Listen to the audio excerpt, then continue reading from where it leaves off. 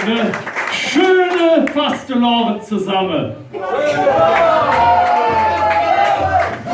Ja, bietet sich gehört für so eine kleine Hörsche Veranstaltung. Sind wir mit zwei Trömmelchen Jungen marschiert. Der Hintergrund ist ganz einfach, ne, wer die Medien verfolgt hat, die ganze Spielmannzüge, wir dürfen nicht spielen, dürfen nicht durch die Stadt trecken. Dann strecken wir halt nicht durch die Stadt, sondern trecken durch die Kneipe mit den zwei.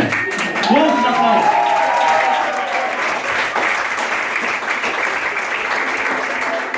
Da ist zum einen der liebe, sag mal deinen Namen jetzt laut bitte.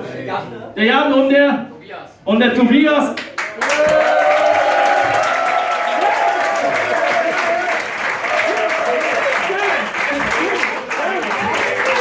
Die zwei, die haben sich spontan bereit erklärt, nachdem wir einige Corona-Wirren auch hatten innerhalb der Band und so weiter und so fort, haben die sich spontan bereit erklärt, ach ja, wir vier wollen ein bisschen was laufen, wir kommen vorbei und spülen euch mit dem Trommelchen drin. Die zwei, die sind vom Spülmannzug KG Kallendrisser, also wer mal jetzt für eine Geburtstag oder sonst irgendwas braucht, ne, die kann man immer buchen. Wunderbar, und ich habe hier eine Kleinigkeit noch für euch. Ganz kleines Dankeschön. Der Andreas gibt euch das durch. Ich gebe das durch, genau. Guck mal. So.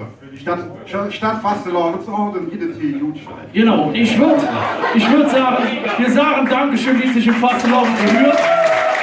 Würde dreimal Kölle, Kallendrisser, ein Trömmelchen.